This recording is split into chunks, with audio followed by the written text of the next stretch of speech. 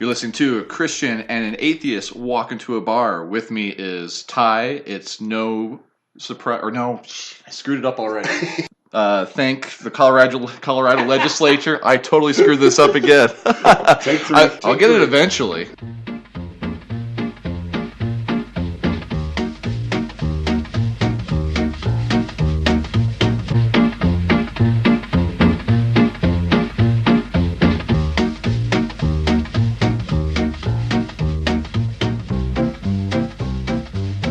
You're listening to a Christian and an atheist walk into a bar. With me is my co-host, Ty. Thank the Lord for Jesus' first miracle involving the creation of alcohol, Gallenbeck. And myself, Jay. Thank the Colorado General Assembly for serving full-strength beer at the grocery store, Stewksbury. Hallelujah! Hey! I got it! That was a mouthful.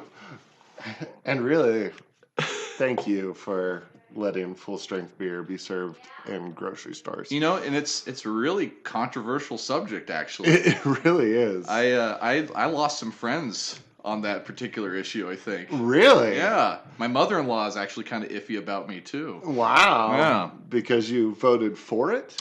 Well, there was no vote for it, but I it? support it. Right. I absolutely support it. I get the arguments against it.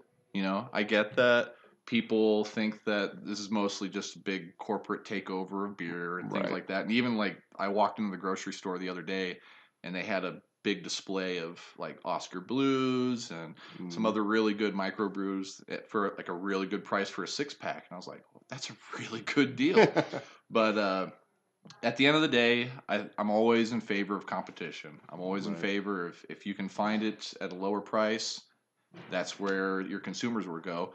Or if they have a choice and they still would prefer to go to a smaller mom and pop type liquor store, they'll have that option too. So, yeah. And I think this will actually make those liquor stores be able to have more room for some specialty items and a lot of other kind of strange stuff that you wouldn't be able to find otherwise. Right. I think it'll cause healthy competition in pricing, and it'll also make liquor stores diversify on what they're carrying, because if you can pick it up for cheaper at Walmart, you're going to pick it up for cheaper. So, and for the most part, people that are shopping, let's just be honest, if they're shopping at Walmart, they're shopping for Bud Light and Coors and things like that. They're not going for the big microbrews or anything like that. So, and I am not sure on this, but it's still just beer, right? Not hard alcohol at all.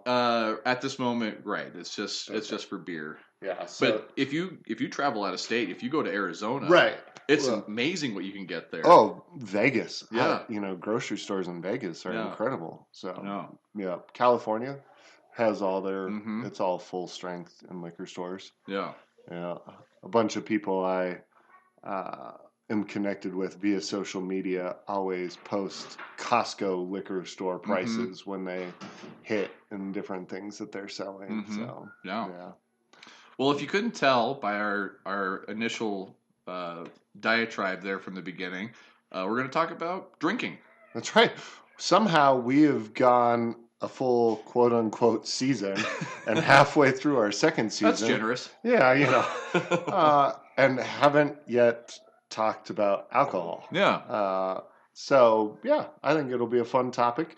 But before that, what we're drinking, it's kind of a special treat. Yeah.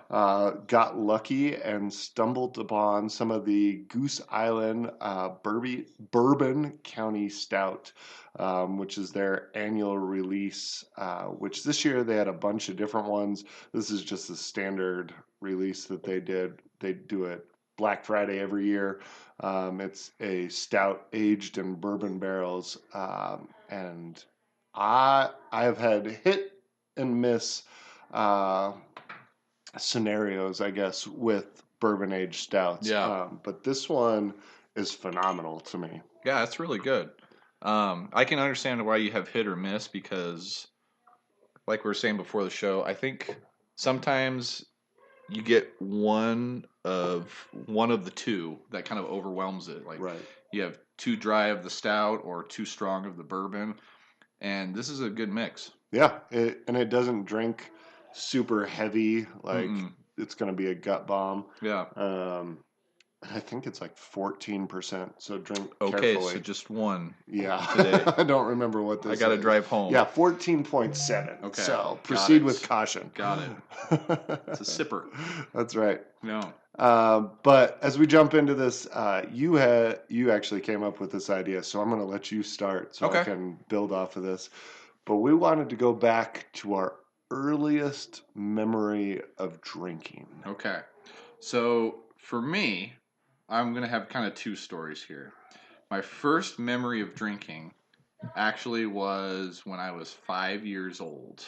Wow. Uh, and I had a really bad habit of wanting to taste things, and I actually really liked my parents' mouthwash, and I actually ended up drinking an entire bottle of Scope by myself, and then laying on my parents' bed, and my mom found me, and I was just bent over in pain, I'm sure. and just, but I smelled wonderful though. And my mom asked me, said, "What did you do?" And I said, "I drink the green juice." And I actually had to go to poison control, and yeah, I was wasted off of Scope basically. Yeah, Wow. yeah, that's my earliest one. You were a truck driver at like age 5. Yeah, but you know what's worse is I actually tried to do it again because my dad told me that you build up a resistance to it, an immunity to it. So, no, just kidding. And so one of my earliest actual like beer drinking memories, non mouthwash drinking, I love was. that has to be a disclaimer I know before I you go. have to actually have different, Not a mouthwash not a drinking mouthwash story. drink. My first, yeah, non-scope drunk was the first time the Broncos went to the Super Bowl.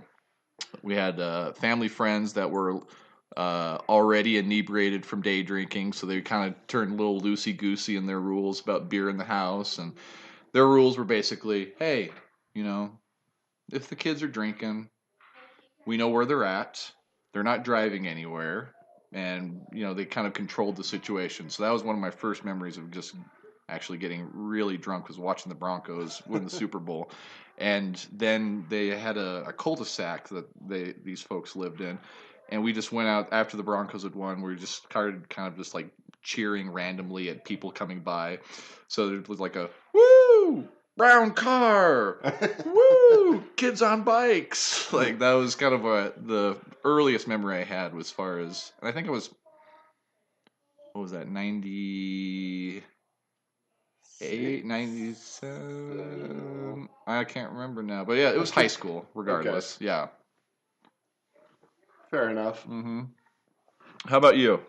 Uh, so my first memory drinking, I don't even think I realized what had happened Mm. until the next day. Hmm. Um, but my growing up was definitely like country boy can survive song, like Hmm. that was my childhood. Hmm. And so we went to my aunt and uncle's house in Wyoming, and they had made homemade peach wine in Jack Daniel's barrels. Okay. And my parents were letting me drink that mixed with Sprite. Okay. And it was delicious. Hmm. Like all I remember was it tasted like a soda. Hmm. And so I definitely remember having multiple glasses of homemade wine and Sprite. And the next morning, I woke up with this incredible headache, and Hmm. like my mouth felt like cotton. And I was like, I think I'm hungover, and didn't have any like real recollection of that whole process taking place. Um, and I had to have been like 13 or 14 Hmm. when we did that. And then the second one I can remember where I like knew what I was doing was in high school and playing ping pong with a couple of buddies that came over, and one of them happened to have a couple of 6 packs of Coors Light, and I think I had one of them because I thought it was disgusting, and the other guy that was with me had one of them, and then the third guy that brought them drank the rest of them, and he was like running underneath the ping pong table, like trying to steal the ball as we were playing ping pong. And so I remember that as well. But, so that's the earliest memories of alcohol I have. Yeah. Well, you weren't wrong about Coors Light. Well, it didn't change. It didn't change. Yeah. So, uh, so this definitely, I think, is a topic that lands more on my side. Right. I was going to say, this is definitely a little heavier for you. Right. In just the controversy. Mm-hmm. Because I don't think there exists a controversy that atheists shouldn't drink. At least not one that I know of. Yeah. It's not well published. Okay. Right. I think it involved like 2 people. But they were very vocal about and it. I'm actually kind of curious about that because I know the overall feelings of it's very mixed, and it kind of depends on which church you go to and kind of the people that you're around with too. And I know that you are someone who's very open about your use of alcohol. Right. And I'm always curious kind of what's your, I guess just as even start off as a question for you is, what's the most negative situation you've ever encountered in terms of the religious community or another religious individual that you consider yourself close to be with your choice to drink? Right. Well, we definitely. I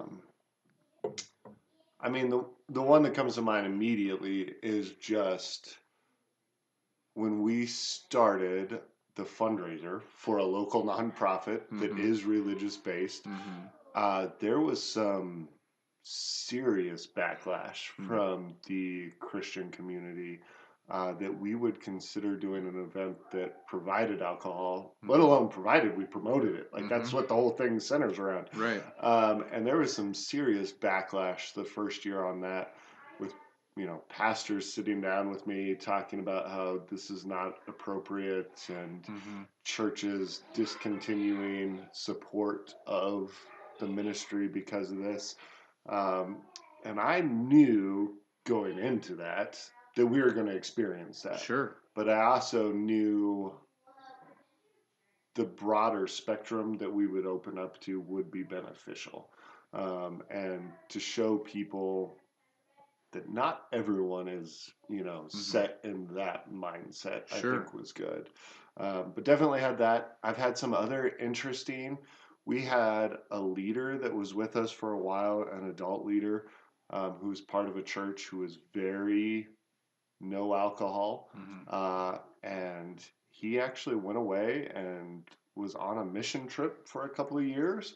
And then he came back and we sat down and were meeting, and he was very familiar with the fact that normally after we get together, we would go and have a drink and just hang out and talk. And so he came with us, and he never used to drink. And so I'm offering him Coke and Pepsi, and he's like, actually, I'll take a cocktail. And I'm like, wait, what? And he kind of talked through that process and what he had learned being out of the U.S. and how that his view kind of changed. That was incredible. And then last one, since I'm doing all the talking at this point, had a pastor who was actually my boss at one point, who was definitely anti-alcohol. That's his entire upbringing. The denomination he's part of is very anti-alcohol. And we had a couple of conversations when he was my employer about alcohol and his negative view of it.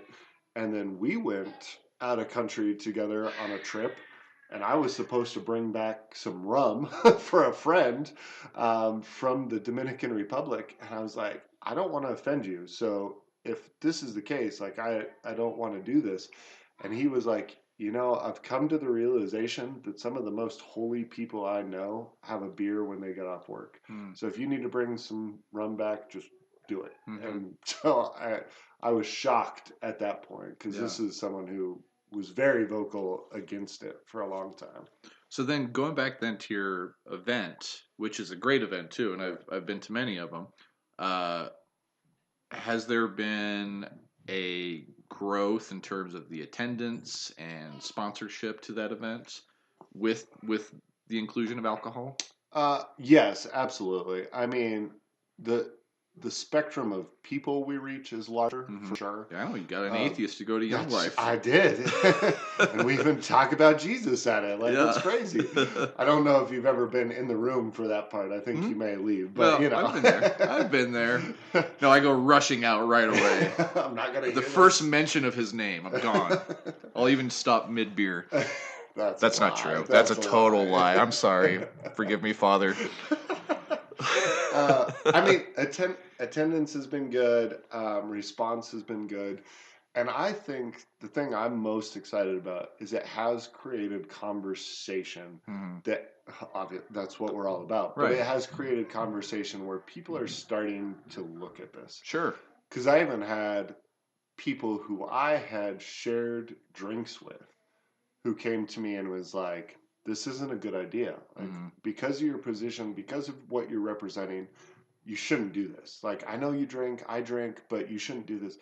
And to me, I was like, if I feel like I have to hide that side of me, then it's something I'm ashamed of and I shouldn't do it. Right. And so I kind of took the standpoint of if this is something I'm okay with, Mhm.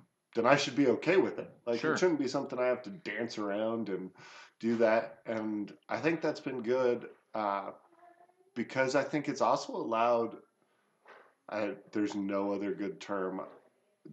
Other people to come out of the closet Right. and be like, "Yeah, I drink." Like Mhm. they're there and they're Mhm. celebrating and they're members of the church or they're elders of a church and they're Mhm. there and it was always this like thing they had to do in secret at their own house or with their close friends that they trusted and now all of a sudden it's like, you know what, this isn't like this giant sin, Sure. man. And So so then those people that you were initially that were initially kind of critical of the event, have they kind of come around to it now that they're seeing the result, or are they kind of sticking in? Is it I mixed? think it's mixed. Yeah. You know, some of the really vocal people that were adamantly against it have definitely not come around. Mm-hmm. I think some of those people have seen, even though they may not attend the event or whatever, um, have seen that it's not this super negative drunken fest or Mm-hmm. anything like that. That Right. it really can be a positive thing, one for this nonprofit and two for the community as a whole. It's Sure. become an event that I feel like the community is starting to embrace, and Mm-hmm. so people are kind of starting to get on board with that. Mm-hmm. Mm-hmm. So then I guess I'm curious then, what is the primary objection to alcohol from a religious perspective? Because I feel like the history of alcohol is actually very closely entwined to the religious community. Right. I definitely feel like the negative connotation towards alcohol, especially within the religious community, is in the modern era for sure. Mm-hmm. Like Um, it's more of an evangelical type yes, perspective. I think it definitely kind of peaked at Prohibition, and Mm-hmm. people kind of latched on to that. Uh, and people will talk. There are frequent maybe too much, but there are regular occurrences of the Bible speaking against drunkenness, Sure. which I think people have latched onto that saying, don't drink Sure. at all, period. And then they go as far to say, you know, people, Jesus turned water into wine. Well, it was really just grape juice that wasn't very alcoholic. And I'm like, well, if it wasn't alcoholic, why are people getting drunk on it? Like, Mm-hmm. regardless of the ABV, I mean, it probably wasn't 14.7 like what we're drinking, Sure. but regardless of the ABV, it was still an alcoholic beverage. Sure. And so I don't really know. I didn't grow up in the church Sure. and didn't have that past. Like my parents drank all the time, and so Mm-hmm. I never really saw the negative side of that Right. as far as a religious spectrum.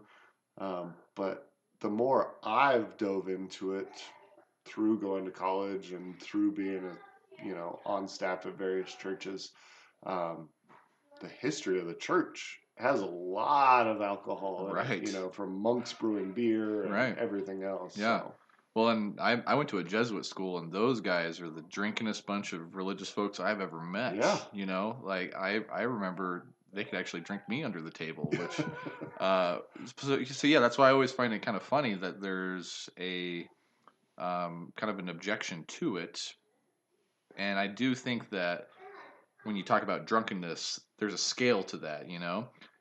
If if you are drunk all the time and it affects your responsibilities, I think that's a better case in point for drunkenness as opposed to moderation, as opposed to having a drink at dinner, as opposed to having a drink after work.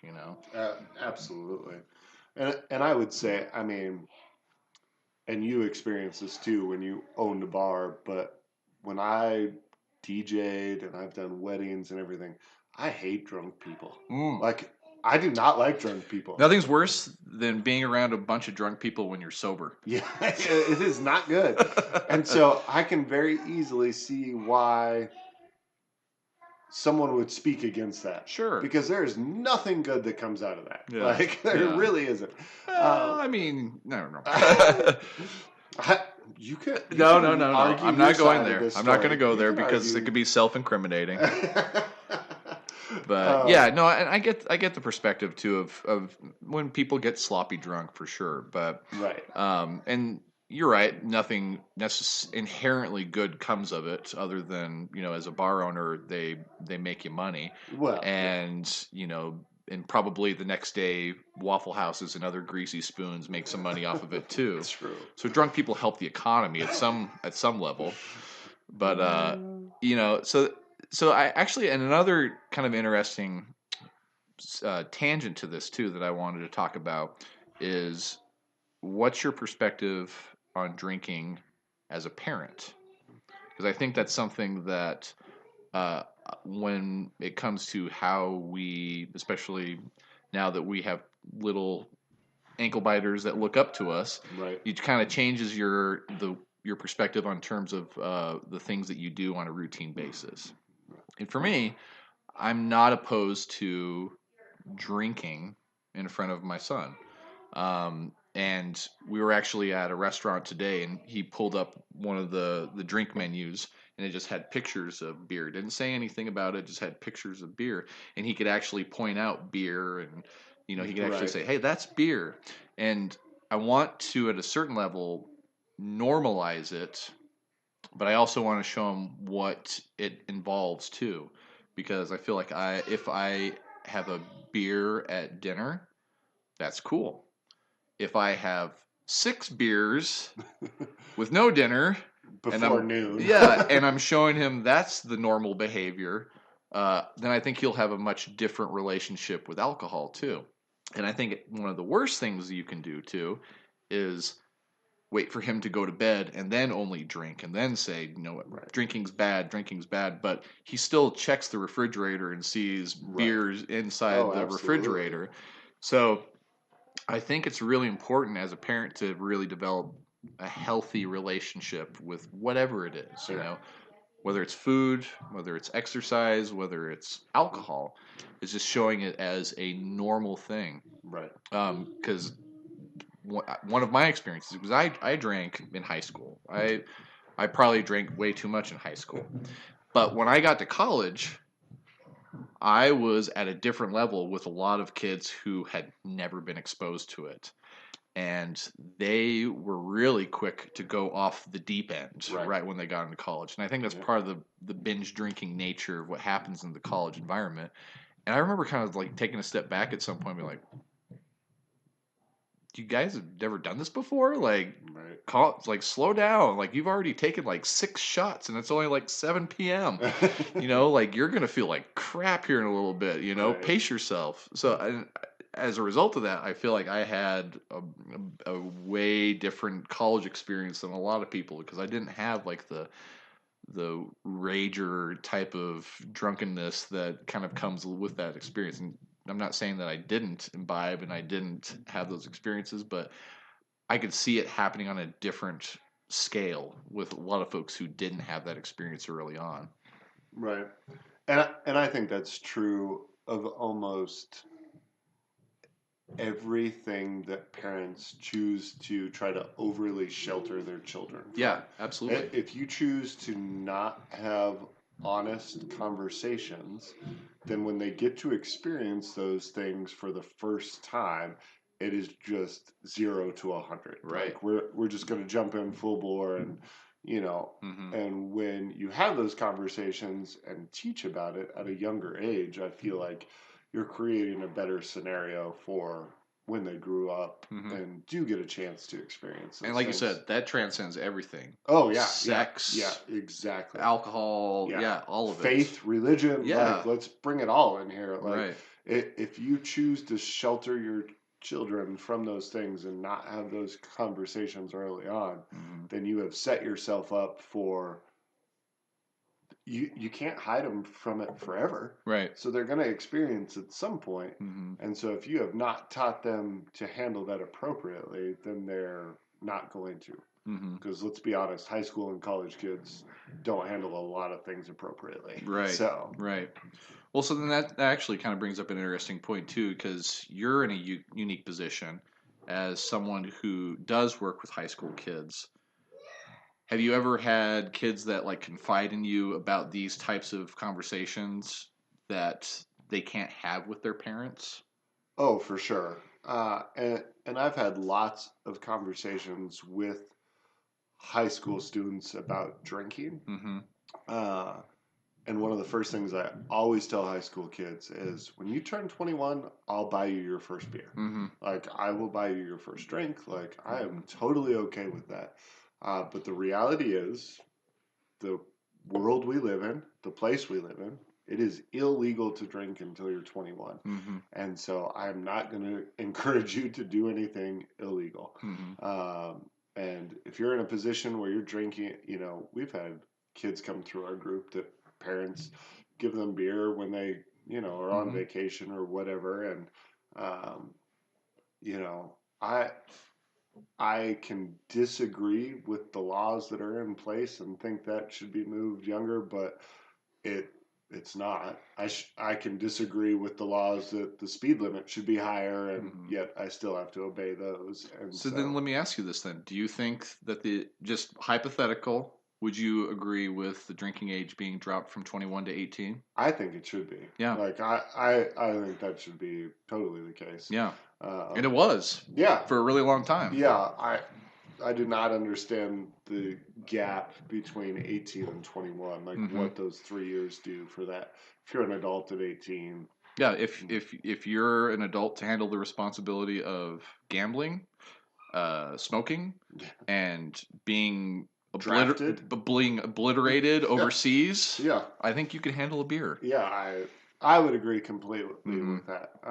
But I don't have any control over that. No. And so when when I'm trying to teach youth about how to navigate society, Mm-hmm. part of that is you don't get to agree with how everything is run. Mm-hmm. But that also means sometimes you have to adhere to things you don't necessarily agree with. Sure, absolutely. And that's true to navigate life, and this is maybe one of those. So, well, and it's just interesting too because we're one of the few countries that does have that 21-year-old age limit, and drinking, like even if you think about like European culture, is very much normalized. Everyday life. Yeah, and I think, and don't quote me on this, but I do think the rates of like alcoholism, alcohol-related accidents and deaths, and auto accidents, and all those things are actually at a much lower level in those countries that do allow it at an early age because it's become more of a normalized thing as opposed to kids who have to hide somewhere, drink a whole bunch, drive back somewhere, those types of situations. Right. Well, and I feel like it creates this, that needing to hide it Mm-hmm. creates it. I'm gonna drink, 750 of vodka so I can not feel anything, Right. and that becomes the norm. Mm-hmm. Whereas if you create an environment where you are enjoying a beer together and the conversation and the community that comes with that, that's a totally different purpose for what that alcohol is used for. Sure. And so when you make it this like illegal sacred thing or whatever you want to call it, like it just distorts what it could be. Sure. And I think actually that culture of openness is something that kids really need too. So going back to a topic from a previous episode, they're showing a lot of research about how after the legalization of marijuana in Colorado has actually helped kids who struggle with addiction feel more comfortable to come forward with their problems too. So rather than it being a concern of if I say something about this, I'm going to have to face law enforcement, they can say something about it and know that they're going to have more of a public health perspective come towards them, Right. which I think is a really big difference there. Absolutely. Yeah. I don't know if I don't know where I Yeah. was going with that. Yeah. I mean, I think with anything, and we actually talked about this off the air with the last episode, with anything, there's a point where something in excess becomes a negative. Right. And that doesn't matter if it's alcohol, marijuana, Mm-hmm. you know, anything, exercise, like Mm-hmm. fitness, like it becomes a negative. And alcohol is one of those things. Mm-hmm. Like it can have negative effects. Absolutely. But when it is used appropriately, I think it has more benefits than negatives. So, and another thing built into that too is that there's a lot of genetics built into people being alcoholics too. Does your Right. family have any genetic disposition to alcoholism? My dad probably does. Yeah. Yes, I think if we looked into it, he would be very Yeah. much considered in that. And Yeah. so it is something I am constantly aware of, Yeah. and take very seriously. And doing a dry month once a year or whatever that looks like, to be able to kind of just take a step back and like analyze and make sure I'm in control and not something else. So By the way, did you pull that off? I did. Nice. I mean, No. I mean, it's fuzzy, but I mean, in a month If with, it's fuzzy, then you had too much to drink. I mean, in a month with 30 days, I think there was probably 26 days where I didn't have alcohol. Okay, so it was like a good February. Yeah, exactly. I don't understand people who do dry January. I'd wait 1 month and make it the shortest month. Yeah. But, for me and my schedule, September is when I usually try to do that. Yeah. So, Nice. Well, and kind of building off that point too, like I have a long history of that too. It's funny because my granddad, when he was researching the genealogy of our name and everything, he discovered like he was able to pull like the obituaries and stories and death certificates of a lot of our wow. family. Like he spent a lot of time in his later years researching this, and it ended up being that a lot of the past Stooksberries died either. I had one relative who died because he lived in an apartment where the main floor was the bar, and he actually fell off the top of his building and died. I had one that fell off the back of a wagon because he was drunk and got trampled by the next wagon that came behind them. And it turns out also our name originally was Stokes, as in a small borough in England that turned into Stokesboro, Stokes, Barry, Stokes, and it actually is because we had a lot of drunks who couldn't spell their name. That's what it turns out too. So yeah, I actually have an acute awareness of my genetic disposition for alcoholism too. right. So it is something that you're, like you said too, is like something that you have to kind of keep in the back of your mind, you know, Right.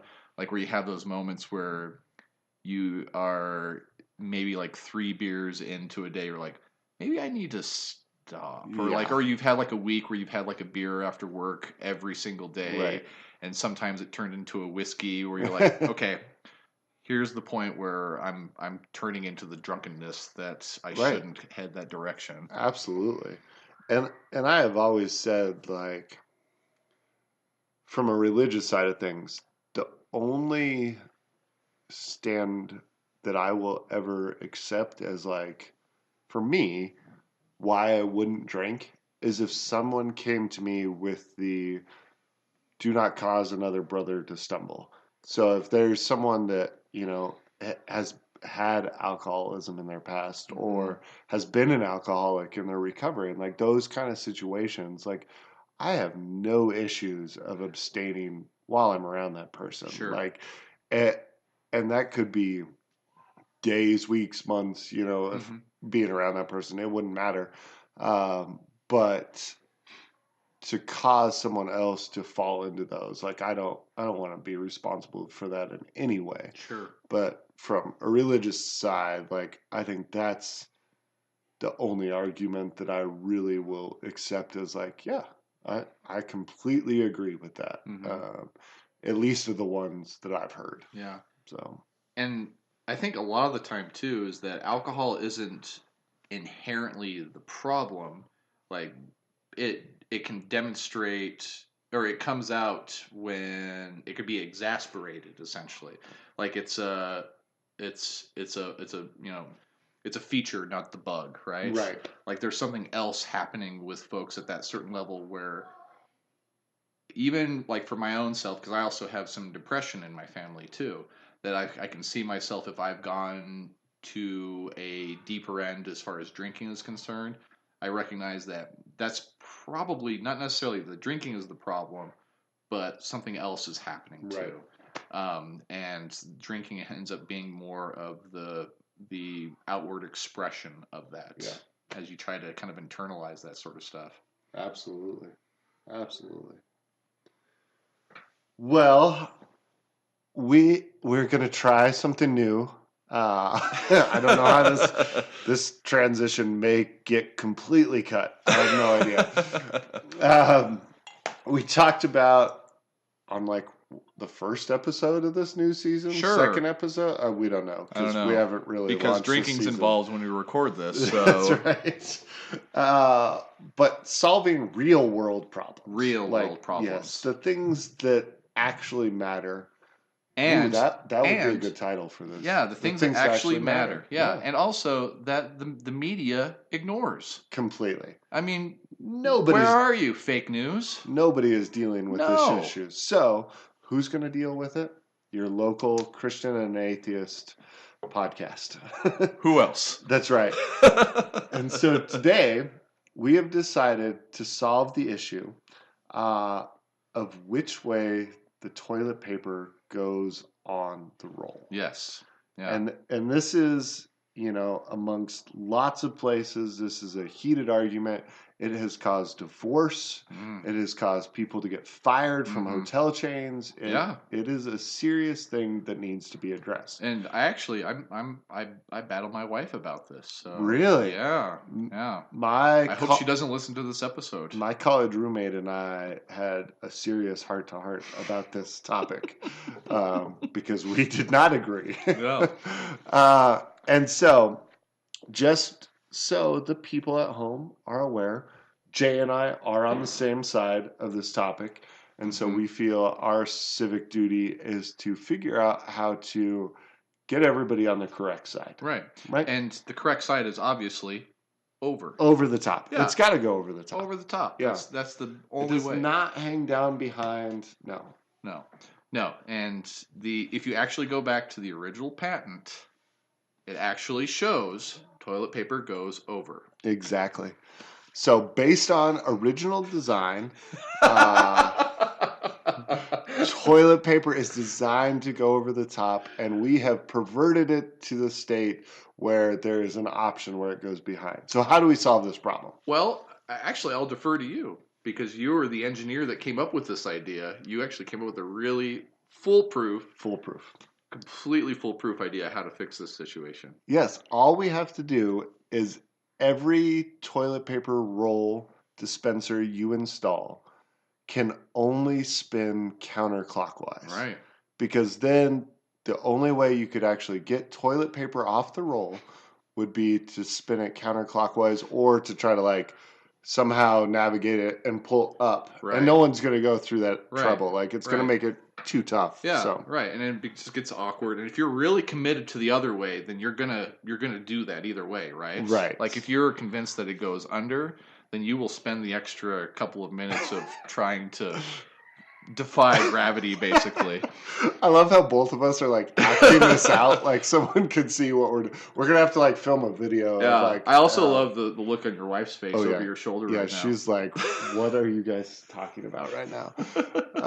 So that is real world problems with the Christian and the atheist. We have solved another one for you this week, and we have fully jumped the shark right now.